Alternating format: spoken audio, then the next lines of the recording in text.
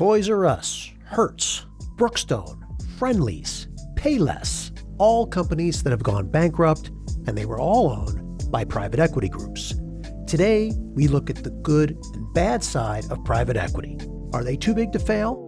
Our guest is Brendan Ballou, a former federal prosecutor and author of Plunder, Private Equity's Plan to Pillage America. I'm Ed D'Agostino from Malden Economics, and this is Global Macro Update.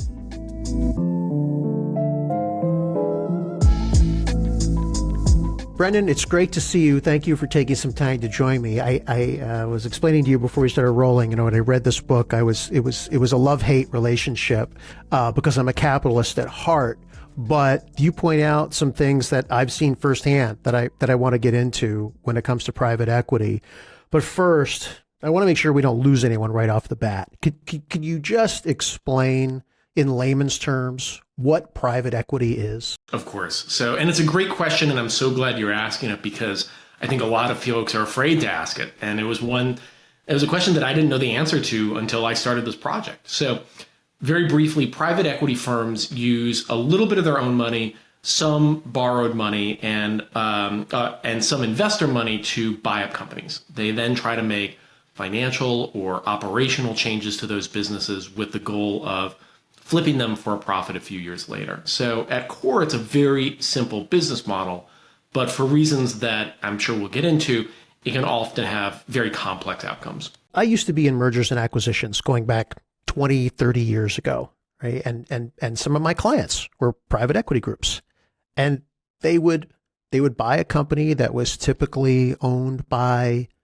somebody who wanted to retire, who had built the business, first generation, we call them, whose kids didn't want to take over the business and they had no succession plan. And so private equity would come in and buy it. They would make operational changes. They would oftentimes improve the business, and then they would sell it to a bigger company in that industry. Sometimes they would invest a lot of money in the operations. It was generally a good thing. That was, like I said, 20, 30 years ago. Times have really changed. Can you talk a little bit about just how big private equity has become in today's economy? Yeah, and I can talk about how big it's become and maybe a little bit about how it's changed or some of the challenges that I think we've got right now. So, just to give you a sense of numbers, the largest private equity firm in the United States, Blackstone, has over $1 trillion in assets under management. In 2021, which I think was the peak of private equity acquisitions, might have been 2020, they acquired the equivalent of a little over 10% of U.S. GDP. Now, that's a little bit of an apples to oranges comparison, talking about total acquisitions versus GDP, but it gives you a sense of scale. And when you look at the number of employees that these portfolio companies employ, Blackstone, Carlyle, and KKR, not necessarily in that order, would be the third, fourth, and fifth largest employers in the United States, behind just Walmart and Amazon. So they're very big industries. And I'm sure that this will probably segue into some further discussion here. The challenges that we've got are, the size of private equity, but also the legal incentives that surround it. So, I always say that the problem with private equity, as I've argued, is not about the people in the industry. I've talked to a lot of them. They all seem very nice. Very few of them set out to hurt companies or employees or customers or whatever it happens to be. Is that the legal and regulatory system around private equity encourages what I would argue is extractive and short-term thinking. And so oftentimes, even with the best of intentions, because of the incentives that the industry has, it often leads to bad outcomes. I want to get into that deeper. Before we get into it, though, you just said something that the three largest private equity groups each are the third, fourth, and fifth largest employers in the country. That's shocking, right? So are they too big to fail? Like one of the things that I've been looking at and some of my friends have been looking at in the investment research world is just what kind of systemic risk to the economy do these sort of opaque groups pose to the economy? It's a great question because, what we call private equity firms are really expanding beyond the business of private equity. So what we described at the beginning of this conversation is, what we would call a leveraged buyout. That was the core bread and butter of firms like Blackstone and Carlyle and KKR for decades. Increasingly, as the large investment banks in the United States become more tightly regulated and in some sense less interesting from a regulatory perspective, a lot of that financial innovation is shifting to these private equity firms to such an extent that firms often don't even describe themselves as private equity anymore. They call themselves alternative asset managers. To very briefly talk about the systemic risks that this poses, you see private equity firms getting involved in industries like the life insurance business, buying up blocks of life insurance policies or whole life insurance companies, and then shifting the assets of those companies to offshore affiliates in Bermuda that have lower capital requirements. And so what that means is private equity firms have more money to play with, but less of a cushion if things go poorly. And just to wrap up the thought here, the concern that we've got is the way that the life insurance industry specifically is structured. It may not actually be the private equity firm that's responsible for paying out if their life insurance company becomes insolvent. Rather, what are called state guarantee corporations in the states where these life insurance companies are incorporated may have this responsibility. And so what this means is in a whole bunch of different areas, life insurance being one of them, private equity firms are expanding in a way where they may be able to capture the financial upside if things go well, but in large part be able to walk away if they don't. For the last decade, I would say, maybe more, private equity is where the best and brightest MBA students would want to go. It's no longer banks. It's certainly not manufacturing or heavy industry. If they want to make money coming out of school, they go to private equity. And so what you end up with is really sophisticated MBAs, attorneys, an army of attorneys, all working in an industry that is not as regulated as a bank, not as regulated as a Wall Street firm.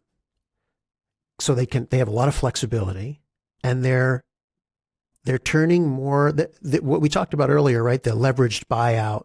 Not all LBOs went well for sure, but it was a relatively simple model. If you make the company better and you improve the profitability and then you sell it, you'll make money and you'll earn a fee if you're the private equity sponsor. Today, what you describe in your book, Plunder, which is a great read, it's financial engineering. It's how many ways can we think of to squeeze more and more money out of this company while we own it? And you have several examples in your book. Could we maybe go through one, Hertz maybe, or if you think there's a better one, I'm open to which one you want to use. Yeah, if Hertz is a good example, although maybe I'll start with a nursing home example just because it's a little more tactile. The example that actually starts the book is Carlyle's acquisition of HCR Manor Care, which was at one point the second largest nursing home chain in the United States.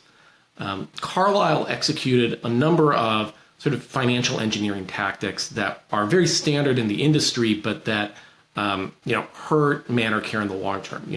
A very common one is a sale leaseback, where the private equity firm required Manor Care to sell its assets, its real estate assets, and then lease it back to itself. Now that generates a quick hit of cash for Manor Care and for Carlyle, but it means now this nursing home has to pay every month or every quarter for something that it used to own. Also, sort of inherent in the leverage buyout is, as we said at the outset, using a lot of debt to buy up these companies. Well, the magic trick of a leverage buyout is that typically it's the acquired company that's responsible for paying off the debt rather than the private equity firm that actually buys the business. And so Manor Care was paying off the debt from the acquisition rather than investing in its infrastructure and its employees and so forth, to such an extent that Manor Care had to slash staffing and health code complaints significantly went up. The sad coda on that story is that one resident dies in a facility, allegedly understaffed facility. She has to go to the bathroom by herself, hits her head on a bathroom fixture, dies of subdural hematoma.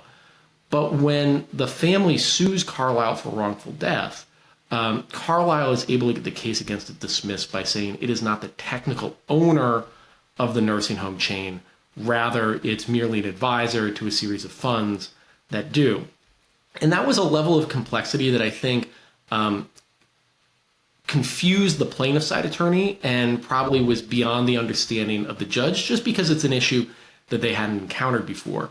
And so as a result, I think Carlyle was able to capture a lot of financial upside from the Manor Care investment, but was able to walk away largely legally and financially when things went poorly. It's interesting that you picked nursing homes. That's an area that I happen to have a lot of experience in. In a prior life, I was the VP of Business Development for a nursing home company, and my job was to acquire nursing homes and then integrate them, and also structure the financing.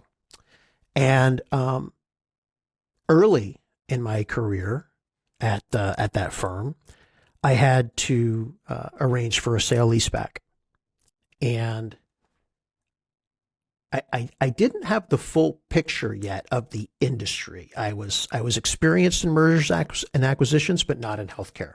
So I sort of came in and brought what I knew, and then started learning about that specific industry. So I arranged for a transaction, a sale leaseback of 4 nursing homes, and put offers out to various equity groups that would want to buy the real estate and lease it back to us. And this was many years ago, but we got a valuation of about $80 million for the 4 homes, and that's just the real estate. So, you're sitting there with a building that was built in the 1950s or 60s. I really want to paint a picture because it touches so many things that are going on in the world right now that I think are affecting a lot of people. Inflation and high healthcare costs. You've got a building built in the 1950s or 60s that has a funny shape, right? It's sort of like got a hub and then spokes coming off of it because they're nursing wings. So there's a nursing station in the center, and then there's rooms off to the center. And the rooms, because of when it was built, they're relatively small. There are two patients or more in each room. There was no way that these properties were worth $15-20 million each. And in fact, one of them, many years later, and well after I had left the firm, one of them closed. There was, $12-13 million in debt on this piece of property. And last I heard, it was sold to a developer who turned it into low-income housing, which was needed in that market. But the developer bought the property for $100,000. Wow. Yeah. Long story short, the amount of debt that just gets layered into pockets of industry and pockets of healthcare that no one really knows about unless you're sort of in the game is kind of shocking. It's a good example because one of the things that I've tried to argue is with a lot of these deals, perhaps the equity firms that you sold to, but maybe not, are really responding simply to the legal incentives that surround them, which is, because of our tax preference for debt, there's an enormous advantage to financing these acquisitions with debt because, our laws on corporate veil piercing haven't caught up to the organizational structures of private equity firms. Carlyle was able to, capture the upside with Manor Care, but not experience the sort of legal downside. But I think, you have a very sophisticated listening audience. I'm sure one of the first things that they're thinking about is, well, if a private equity firm messes something up at a business, ultimately that's going to be reflected in a reduced sale price. That the free market is going to resolve this self one way or another. I think that's an entirely understandable reaction, but the challenge that we've got is that oftentimes private equity firms because of how they structure their relationships with their limited partners, have a financial incentive to extract value from a company, even if it hurts the ultimate share price. And to just give you a very quick example, we've been talking about sale leasebacks. Oftentimes, a private equity firm is entitled to a transaction fee whenever a sale leaseback occurs. So they get a certain percentage of the profits from the sale. And unlike the profits of the company overall, typically private equity firms are compensated on the 2 and 20 model that your listeners are probably familiar with. Sure. They get 20% of the profits of the portfolio company after a certain threshold. Instead of getting 20% of the profits overall, they get 100% of the fee from the sale leaseback.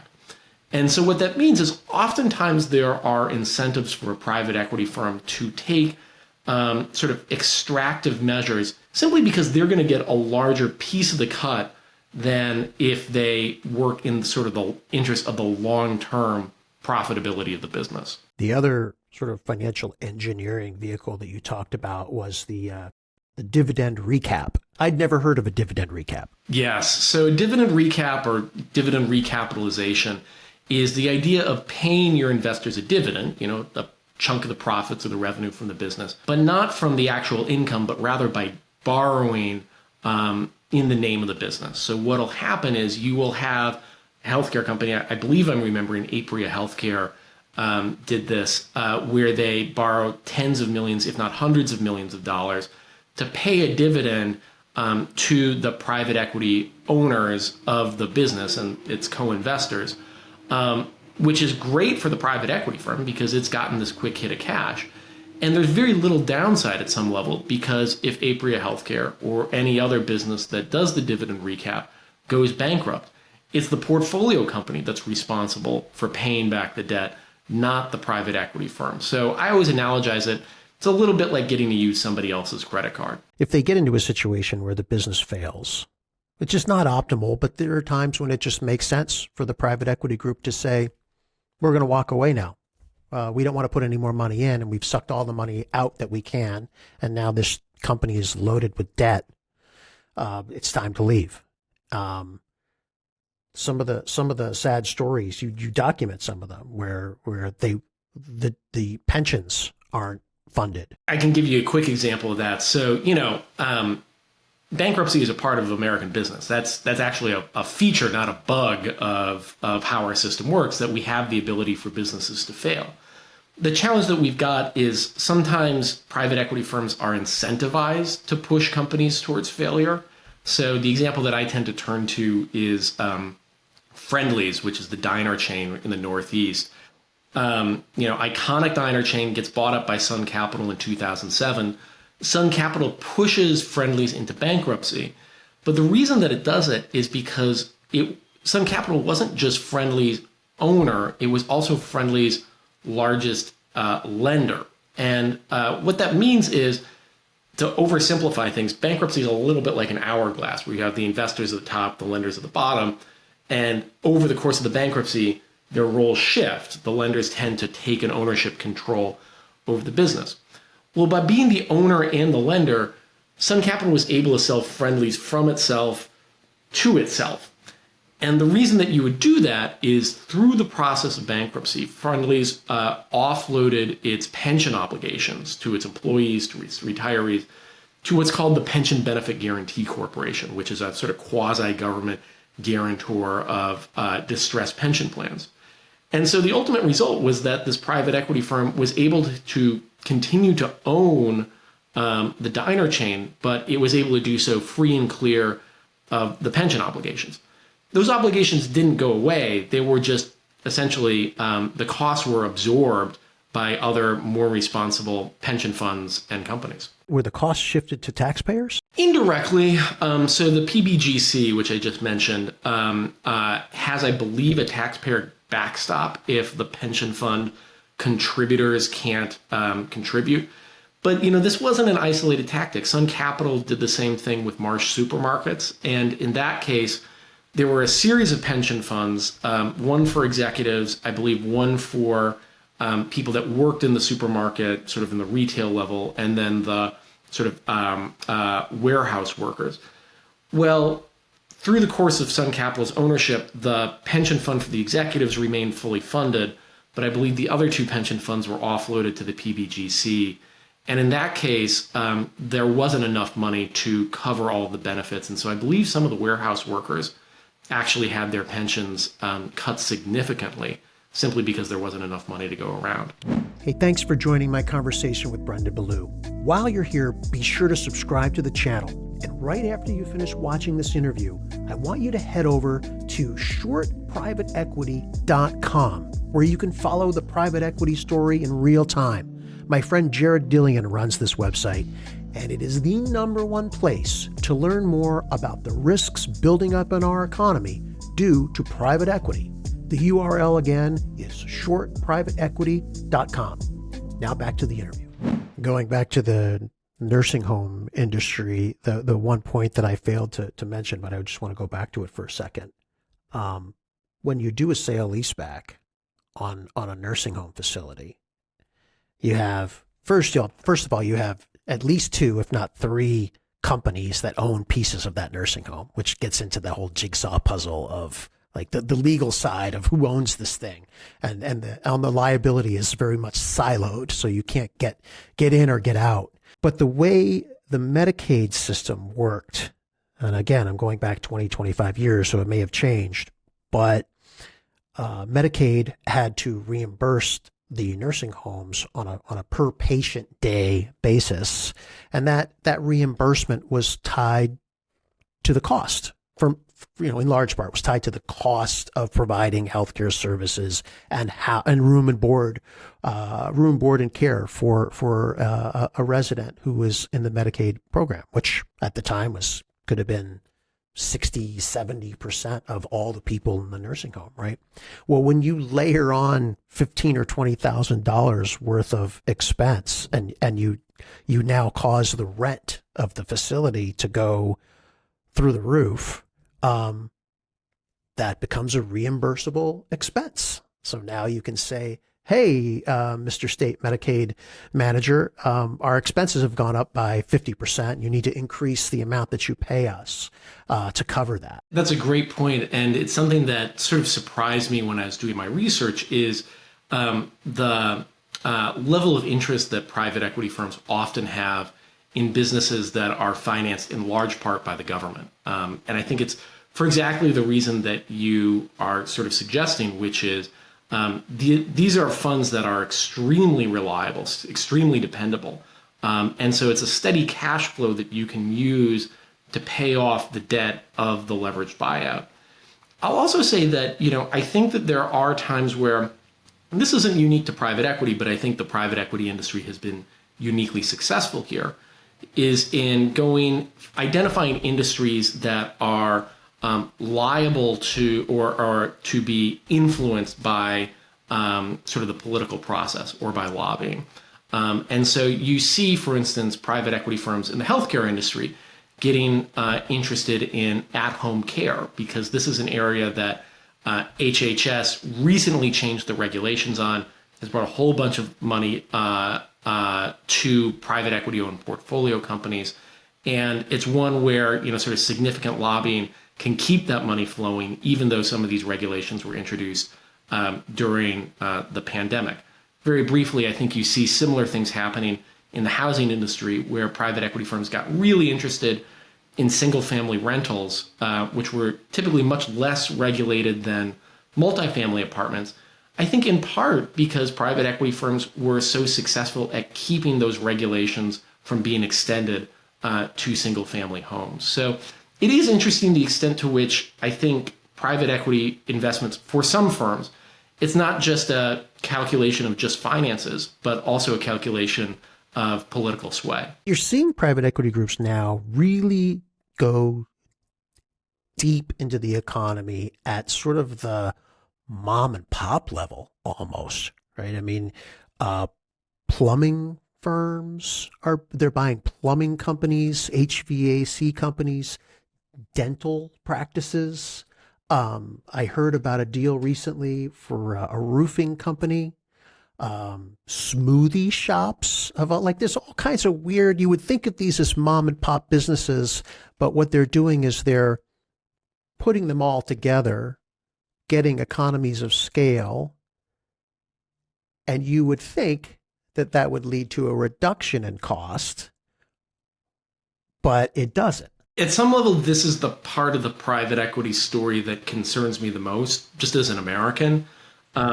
We have a whole bunch of industries that were historically mom and pop operations, like you said, plumbing operations, HVAC operations, and so forth.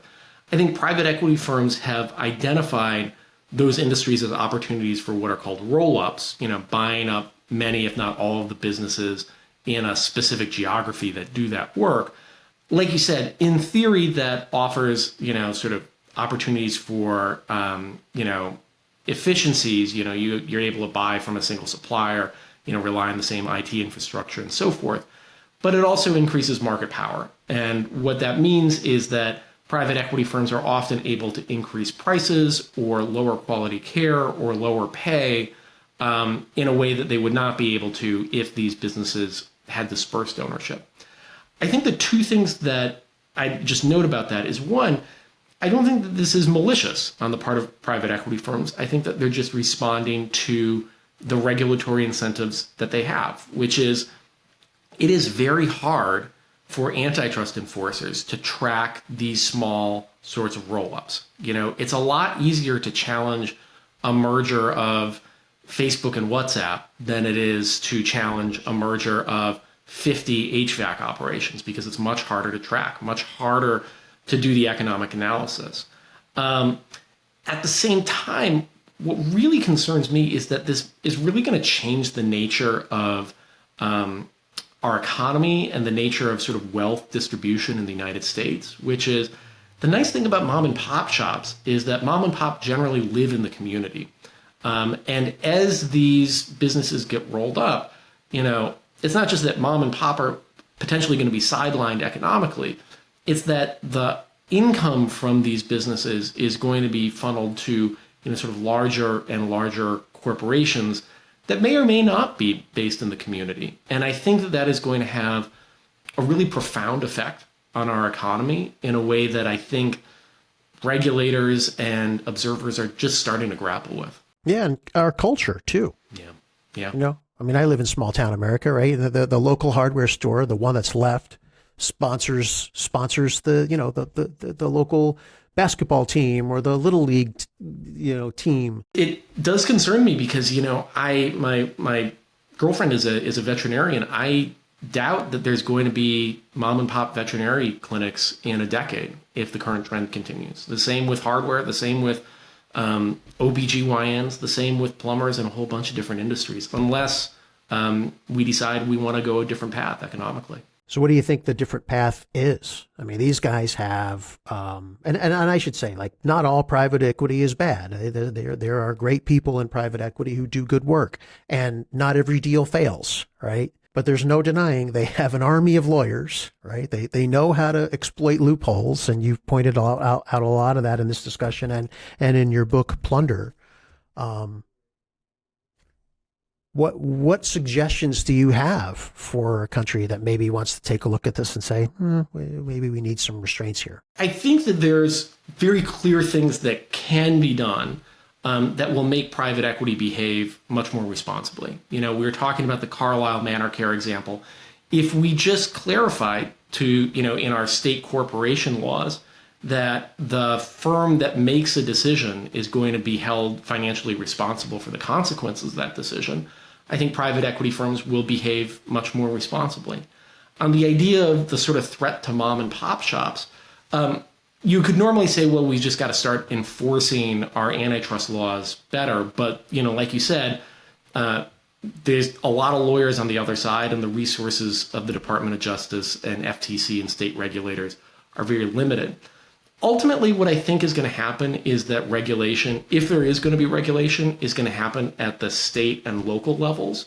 So, for instance, I could envision, and I've heard people talk about a bill like, sort of a Save Our Vets state legislation, which says, we'll allow some corporate investment in the veterinary space, and I'm just making up numbers, you can't own more than 25% of the veterinary clinics in our jurisdiction, or whatever it happens to be. And so that way, money is flowing to veterinary clinics. They get the investments that they need, but you are able to keep ownership dispersed enough that you can retain sort of a level of local control of the community and, prevent the industry from really shifting from control of veterinarians and towards control of folks in finance. I'm so internally conflicted around this topic and this discussion because, I'm a capitalist at heart. I tend to be in favor of less regulation more than more regulation. I appreciate that you say you're a capitalist at heart. You sort of began and have ended this conversation this way. I am too. And I actually think that the process of researching and writing this book sort of reaffirmed that commitment to me, which is I think that there's a real beauty in the idea of entrepreneurship and creating something that nobody has created before, providing a service to the world that folks want to pay for. What I try to argue is that private equity, as it is currently structured, isn't so much an extreme form of capitalism, but rather something of a perversion of it, in that, we lawyers tend to invent bad business models every couple decades. Private equity's the model du jour. 20 years ago, it was subprime lenders. 80 years ago, it was S&Ls. Right. 40 years ago, 60 years ago, it was conglomerates. It's just something that we lawyers, it seems like we've got it in our system to just do it every few years. And so I think it's the challenge of, real capitalists to stand up and say, we actually want a system of capitalism where that works and that rewards people for great ideas and for innovation and that discourages sort of extractive short-term thinking. Yeah, the financial engineering. If we could engineer that out. Exactly. One last thing that I want to ask you about, because it's like sort of the word of the day. And it's another one of those things where, just like we started with, what is private equity? Not everyone wants to pretend they know, but they maybe don't. Private credit is the next one that everyone in finance is talking about. Private credit, and how do we get exposure to private credit? Can you briefly explain in layman's term what is private credit and what does private equity have to do with it? It's a great question. So private credit is an alternative path for companies to raise money, to get loans, to finance their operations outside of, in this extreme form, would be the public markets, which would, ordinarily, if a big company needs to raise a bunch of money, it would go public. In exchange for doing that, it would, make certain disclosures about its ownership, its structure and, its profits and so forth. By its definition, private credit, you don't have to do that. To get the loan, you don't need to make a public disclosure about your operations or otherwise. And in certain forms, that can be entirely appropriate. It should be pretty straightforward for a company to get the financing that it needs.